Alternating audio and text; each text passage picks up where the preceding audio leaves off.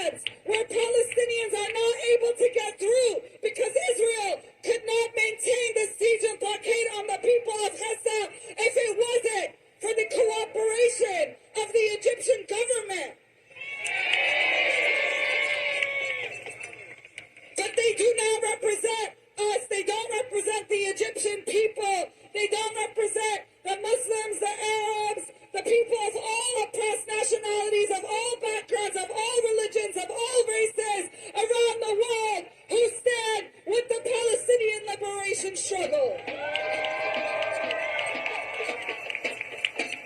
And so today, I want to introduce you all to an organization called Egyptian Diaspora Resists, and they are here to share a few words from the people who are actually resisting this genocide and how they are holding their government accountable in this moment, just like we should be holding our government accountable and all governments of the world accountable for this horrific genocide. And show up with full support from the bottom of our hearts. But we have yet to reckon with the Egyptian state's role in this horrific genocide. As more and more Egyptians have had to flee Sisi's military dictatorship since 2014, an increasing network of us in the diaspora have found it imperative to speak out not only about our government's tyrannical oppression of our people, but also about its disgraceful collaboration with the State of Israel in its normalization efforts and the siege of Gaza. As Egyptians in the diaspora, we have the relative privilege of using our voice, whereas millions of Egyptians in Egypt and the thousands languishing in prisons cannot. By standing here today, we are lending our voices to those who are not able to express their unwavering support for Palestinian liberation. We understand that Egypt's stance must be situated within the historical context, which goes back to Camp David Accords of 1978 under Anwar Sadat. An anti-Jewish occupation of Palestine, which unfortunately is created, caused, and to the present day, unfortunately, has this suffering continue for so long. Obviously, we need a ceasefire. A ceasefire is way not enough.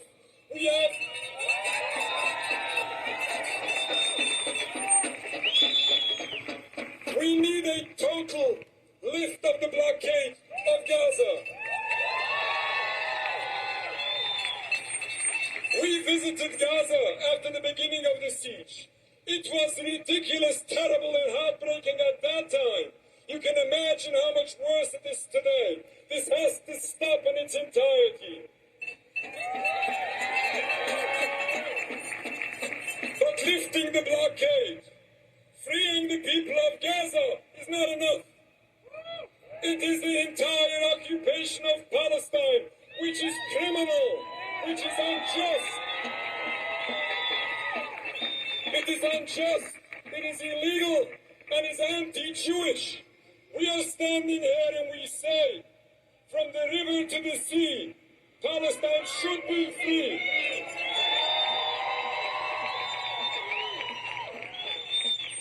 How ridiculous is it when we hear that this slogan is anything to do with anti-Semitism, anything to do with the genocide of the Jewish people? Earn money, and if you don't care, then you are nothing better than everyone else who is standing with the Zionists right now.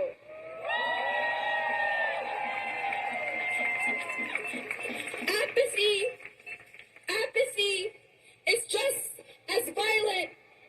Apathy is just as violent when you are scrolling on your Instagram, watching Palestinian families be burned to their death, when you are watching these children suffer alone without their families, when you are watching Palestinian men be stripped naked and killed, and you go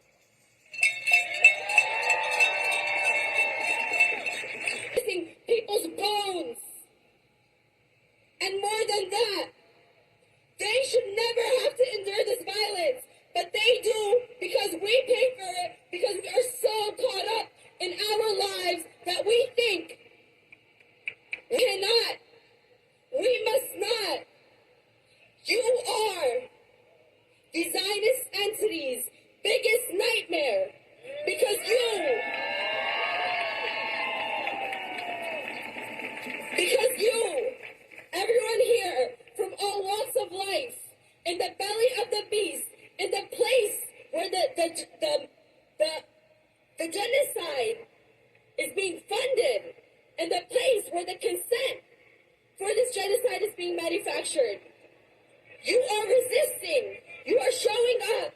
And you are telling these politicians, you are telling the United States government and the Zionist entity that you will not be bought. So today you came. Organize that classroom. Next time you're in an institution, pass BDS. Next time you're in a workplace, make sure you get unionized and pass BDS. Do not let them buy your silence. Do not stand in the wrong side of history.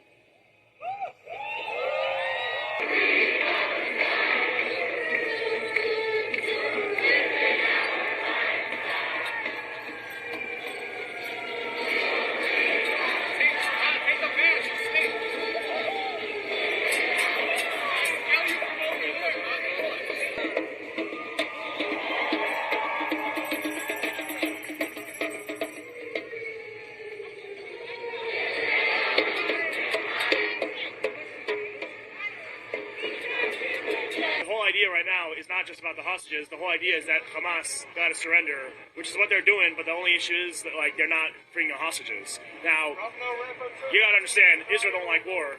Israel is like, you know, the idea of the IDF is to protect anybody from being killed, and that also includes not just Jews, but also Arabs and Christians.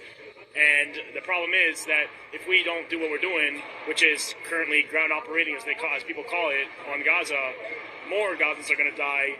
And, you know, if any Gazan civilians die, as much as we sympathize, there's never perfection in war, but we do.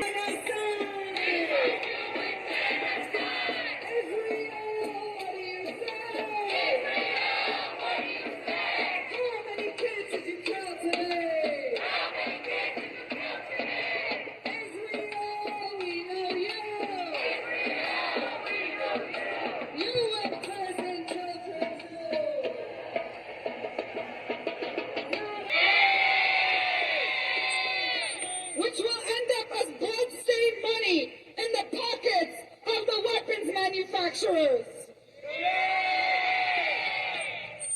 So when I say the name of these companies, I want you to repeat after me, because they should all be known. They should all be shamed. And all of the people who are trading, who are guessing how many Palestinians are going to die or how much money they're going to make off of our suffering. Shame to you. You are in the dustbin of history along with companies like Boeing. This. We charge you with genocide.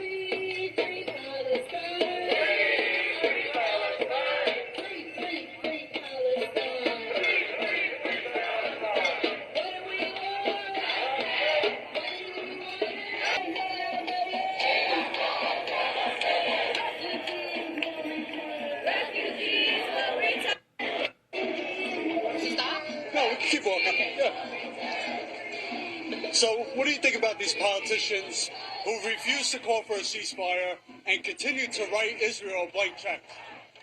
I don't understand why they won't call for a ceasefire, because we, the people here, are the ones voting for them, not Israel, not any other country. So I honestly don't know why. I think that we have become the United States of Israel. So that's what I think. Also, you know, like you said, most Americans, majority of Americans want a ceasefire. What's the so-called democracy that we live in? Do you believe we live in a democracy? And do you believe that the politicians are actually working for the people? I don't think this is a democracy. As they call Israel a democracy, I don't think they're a democracy either. So they don't work for the people. I think they work for each other. All these countries, Israel, America, the UK. And the corporations. And the corporations as well, yeah. Yeah.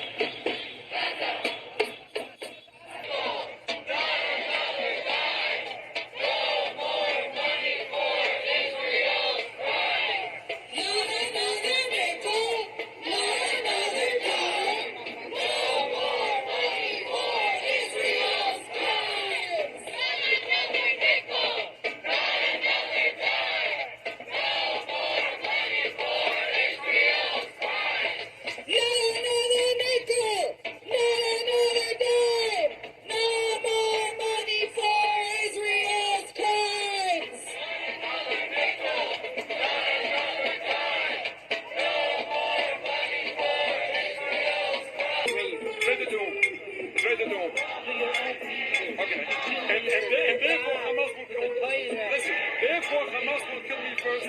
Everybody hates me. Try to explain me. I would love to understand your point. I would love to understand what you say.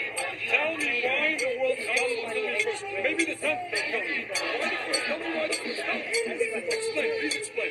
Please explain yourself. Please explain yourself. Please explain yourself. Please prove your point. I would love to listen to what you say. Go to Gaza. Go ahead. I want to go. I visited Gaza. I'm doing for my people. I'm doing for humanity. And it's your choice. It's your choice to identify with enemy. It's your choice to direct all violence to you and to your people. That's your choice. You're ignorant. What makes me ignorant? What makes me ignorant? What makes me You know, no history. What makes you tell me this? Tell me. What happened? If you don't agree that there is occupation, you're not in this world. Are you agree that there is occupation? Are you agree there is occupation? Yes or no? I agree, He's not stupid. You worth belong our to time. You agree there is occupation? Yes or no? Is there occupation? Is there occupation? Yes or no? These are intelligent people. You argue. You're stupid. I ask you first. Is there occupation? Yes or no? Yes or no? Is there I occupation? don't talk to you. You're stupid. I don't talk to stupid. No. Let's talk history. How many children have you found killed? How many children have you found killed? How many children have terrorists killed in the 30 years?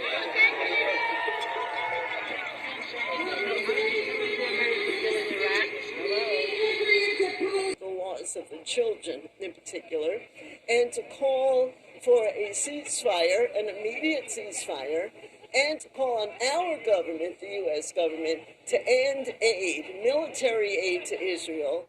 Demonstrations like this one outside of New York's Bryant Park is to mourn the tens of thousands of people killed in Israel's ongoing... Israel is enacting against Palestinian, and 12,000 Palestinian children who have been murdered since October 7th. Thursday's demonstration was peace. Protesters put 500 effigies of dead babies together to remind people there's nothing to celebrate as long as Israel's war on Gaza continues. Frank Uciardo, TRT World. Pro-Palestine protesters have announced plans to disrupt the traditional time.